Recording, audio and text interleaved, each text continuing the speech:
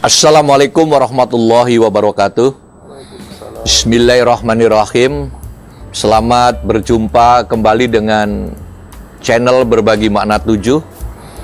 Dan perkenankan dengan segala kerendahan hati, kami mengajak hari ini sama-sama mengaji dan mengkaji beberapa ayat kalam ilahi yang mudah-mudahan ini akan membawa manfaat untuk meningkatkan keimanan dan keislaman kita. Baik, untuk kesempatan ini yang akan kita bicarakan adalah mengenai surah Al-Baqarah yang artinya adalah sapi betina.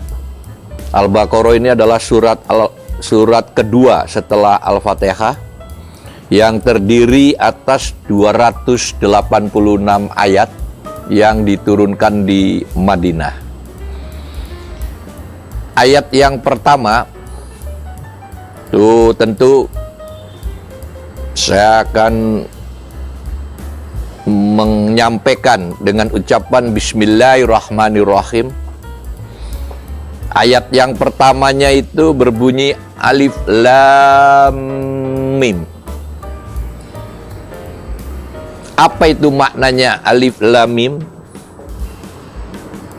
Ternyata hanya Allah yang tahu. Nah, di dalam surat yang ayat pertamanya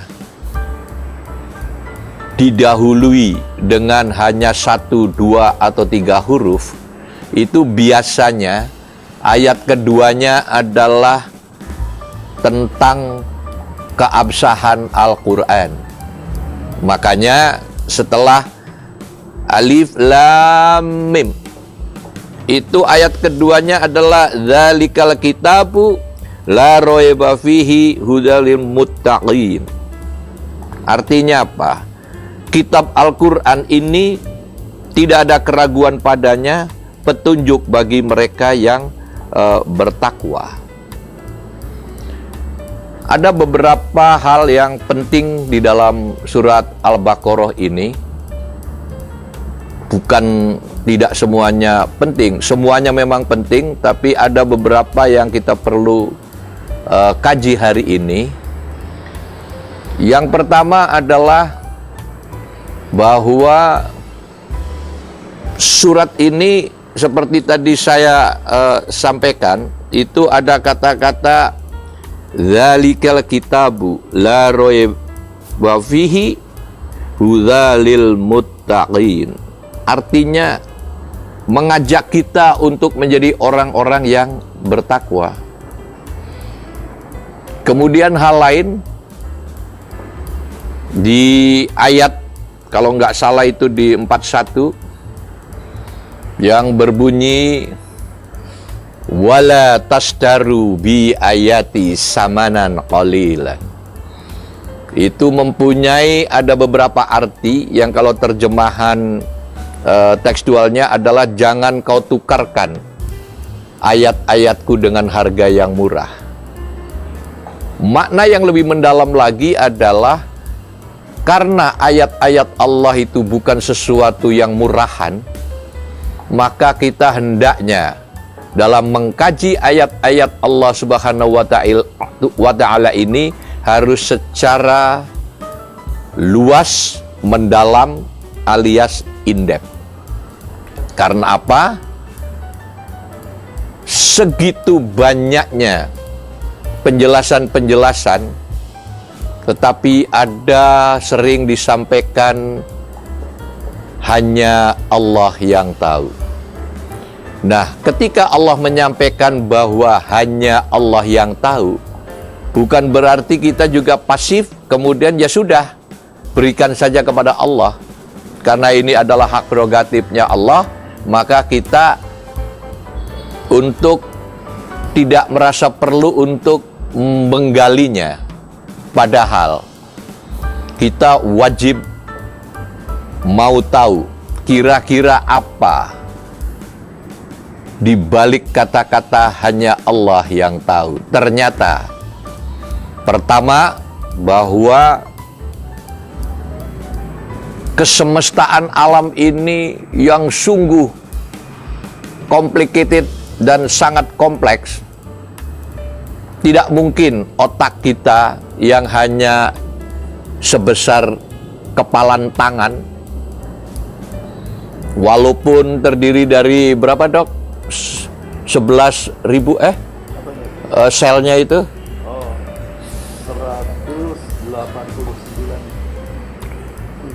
189 miliar sel. Yeah.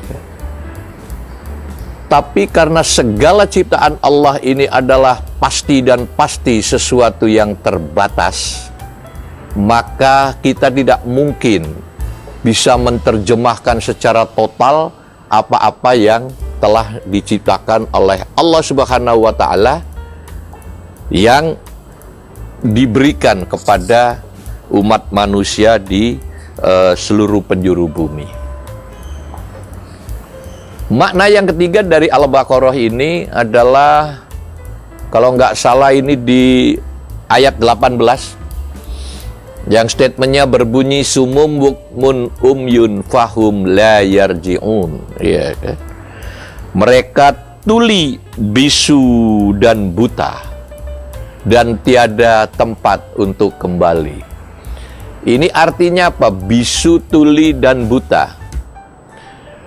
Bisu ini maknanya orang ini tidak mau menyampaikan kebenaran. Walaupun ada kewajiban bagi kita sampaikan sebuah kebenaran, walau hanya dengan satu ayat atau satu kalimat. Makna berikutnya adalah mengenai tuli. Mereka tidak mau mendengar nilai-nilai kebenaran, baik yang disampaikan langsung oleh Allah melalui firman-firman-Nya. Mereka juga tuli, tidak mau mendengarkan sabda-sabda dari para nabi dan rasul, khususnya dari Rasulullah Kanjeng Nabi Muhammad Sallallahu Alaihi Wasallam. Jadi saya ulangi, mereka tuli, tidak mau mendengar ajaran-ajaran, nilai-nilai kebenaran.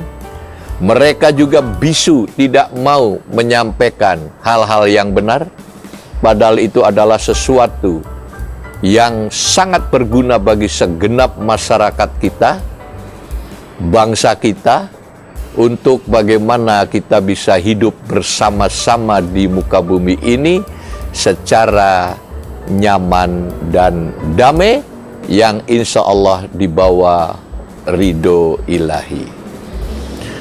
Selain kata tuli dan bisu, ada kata lagi buta.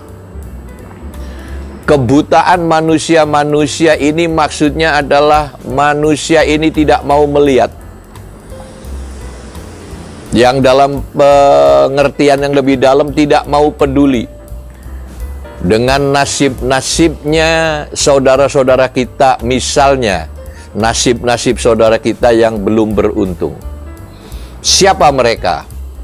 Satu, orang yang belum berilmu. Kita wajib memberikan ilmu semampu kita. Mereka ada saudara-saudara kita yang nasib ekonominya masih sangat memprihatinkan, kita wajib memberdayakan. Dan lain sebagainya, dan lain sebagainya. Itulah yang disebut ibadah sosial.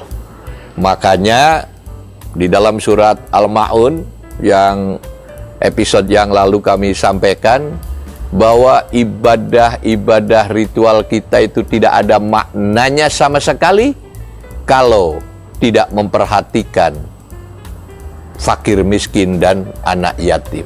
Statementnya jelas, sangat menghardik. Aro'aitalladzi yukadzibu biddin. Kita disebut pendusta agama. Fadzalikal ladzi yad'ul yatim wa la yahuddu 'ala ta'amil miskin, dan seterusnya.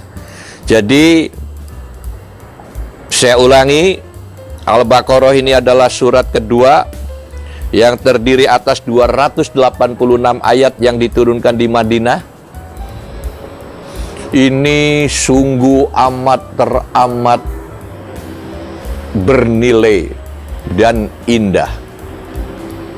Diturunkan di Madinah karena Madinah adalah salah satu kota suci ketika Rasulullah berhijrah. Kemudian kenapa ayat pertamanya itu berbunyi alif lam mim, hanya 3 huruf. Dan biasanya ayat-ayat yang diawali dengan 1, 2, atau 3 huruf, itu ayat keduanya adalah menyatakan keabsahan dan kebenaran Al-Quran. Sebagai contoh, Toha ayat keduanya ma'anjalna 'alaika Qur'ana litasqa. Ini alif lam mim, ayat keduanya dzalikal kitab lagi. Jadi itu saudara-saudaraku yang saya muliakan, kaum muslimin dan muslimat di segenap penjuru dunia, khususnya di negeri yang kita cintai ini. Dengan segala kerendahan hati, di YouTube channel Berbagi Makna 7 ini kami mengajak untuk sama-sama mengkaji ayat demi ayat dari kandungan yang ada di dalam Al-Quran, yang isinya terdiri atas 6.236 ayat yang dibendel menjadi 114 surat dan dibendel lagi menjadi 30 juz. Jadi saudara-saudaraku yang kami muliakan, pengajian itu perlu, tetapi yang jauh lebih perlu adalah pengkajian. Karena apa? Ayat-ayat dari surah yang diturunkan oleh Allah Subhanahu wa Ta'ala itu pasti dan pasti adalah sebuah kebenaran mutlak yang tak terbantahkan. Jadi kalau episode yang lalu kami menyampaikan Al-Fatihah yang terdiri atas 7 ayat, itu adalah surat pertama. Hari ini kami menyampaikan surah yang kedua, yaitu Al-Baqarah, yang diturunkan di Mekah, terdiri atas 286 ayat. Mudah-mudahan pemaparan kami yang sesingkat dan sesederhana ini, mohon koreksi jika ada hal-hal yang keliru, tapi bagaimanapun, satu tujuan kami melakukan kajian Islam ini agar nilai-nilai peribadatan kita, nilai-nilai keislaman dan keimanan kita semakin hari semakin berkualitas. Demikian, wassalamualaikum warahmatullahi wabarakatuh.